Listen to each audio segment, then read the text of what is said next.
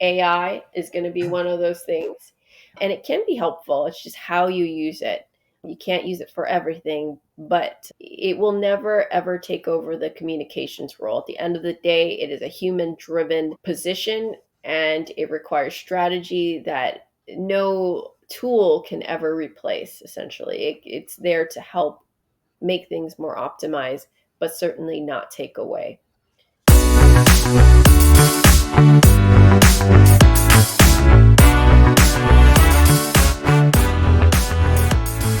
Hey everybody, welcome back for another episode of Quickfire Marketing. I'm your host, E.T. Mac.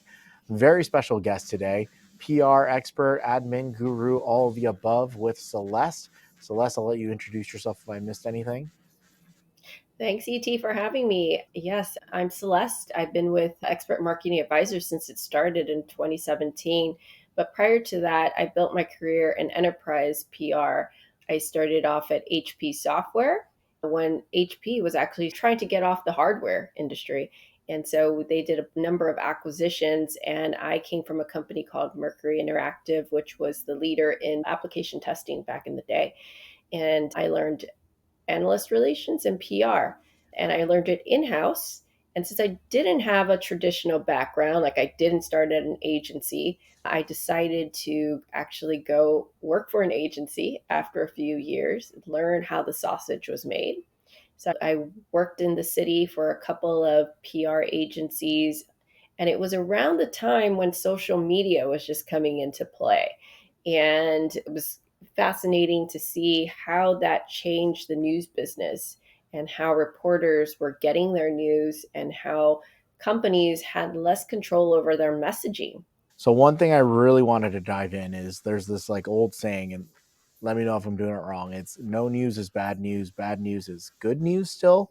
Is that still true? Like you mentioned social media, is that still true in today's world where things just go viral and then there's like information and then kind of like what I call like what is it, earthquake waves of like misinformation or just other information, or it just it goes wild? No, I think that that is a really interesting point because what happened when social media came into play was that the media was using social channels to get their news from. And it was no longer like the old corporate playbook of coming up with messaging and then being able to get everyone aligned and then being able to share that. Some of that still exists today, but for larger vendors or in times of crisis, if something is said about your company that is untrue, like in a time of when your systems go down, how do you respond to that? And I actually asked Alex at the News Stack, what should I be doing as a communications leader? How do I manage this? And he's like, you got to get involved in the community. And what he meant was that I need to start building customer advocates who would be a voice for my company and go online and basically tell their story. And if something didn't happen, they're sharing it from their perspective, which is a firsthand, they're a reporter of a firsthand incident versus people who are just online rapidly sharing things and it may or may not be true. So, one thing I've learned is, if it's unsaid, you got to be the first to also come out with your messaging when the time is right, but also use third party advocates to help be that voice of reason in times of crisis. Because if you don't control everything from just your messaging as it had been in the past. So, community was one of the big key drivers of today and why it's so necessary for businesses to participate in it. If I'm looking to hire a communications person and a PR person, right? I'm looking to hire them in, and I have a couple. I'm just starting up my company and I have a number of motions available in front of me because PLG sounds really shiny right now. A lot of people are Right. attempting it. What are some traits that are valuable that I should be looking for, regardless of if I go the product route or the corporate route, that you think someone should see? I seen, the last couple of years when there was a lot of startups getting new funding, A lot of them are like, yeah, we need to vocalize our milestones. We need to get in front. We need to start raising awareness of what we're doing. They were held accountable for standards. Now that there's a lot less, you know, funding happening right now, there's just a lot less need for the PR at the early stage companies. I see a lot more product level type of communication roles being put out there by larger or higher growth companies.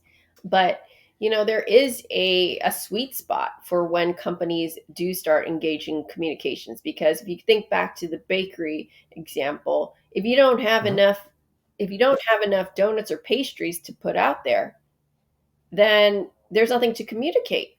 I think the value of the communication space is being redefined, especially as AI comes in. It's definitely challenged the editorial space.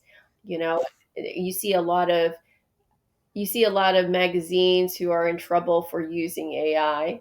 And I think this goes back to your earlier comment about we need more content. We just need content. And so people are turning to things that are handy and easy to pick up. AI is going to be one of those things. And it can be helpful. It's just how you use it. You can't use it for everything, but it will never ever take over the communications role. At the end of the day, it is a human driven position, and it requires strategy that no tool can ever replace, essentially. It's there to help make things more optimized, but certainly not take away. Celeste, thank you for hopping on the pod. Guys, you can always find us wherever podcasts are found. And Celeste will have her LinkedIn information as well. You can connect with her if you have any more questions.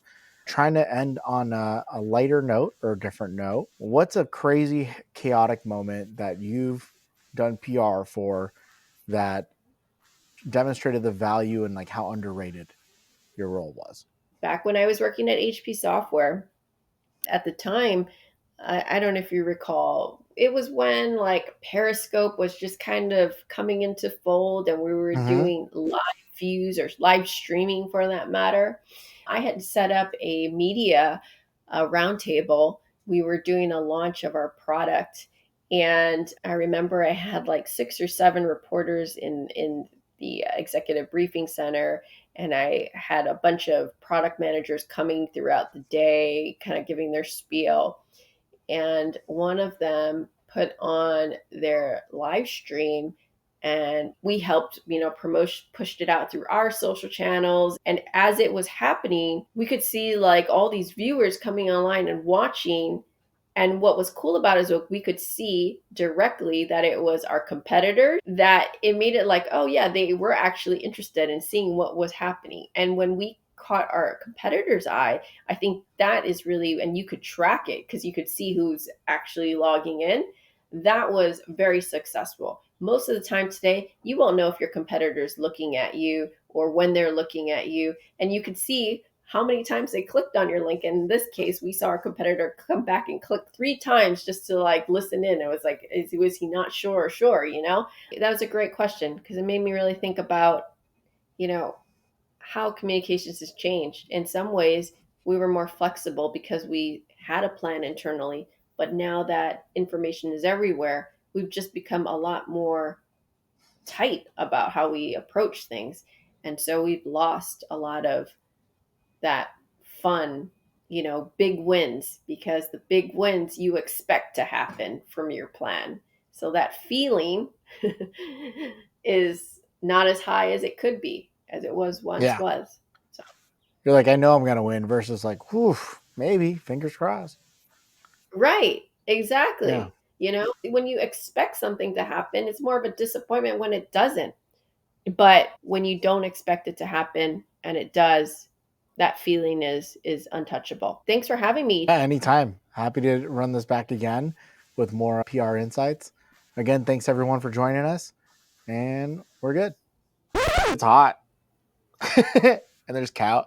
I have I guess, a conspiracy theory in my own neighborhood that we have cows on the mountainside right here, about a block up, and if I can hear them mooing, the internet's gonna be bad. So I can hear them mooing. So it's just been spotty internet. There's something relaxing about cows. We've got them too. I don't see them from my house, but They're very nice to see during the day. It's just really relaxing. They're very calming creatures to see.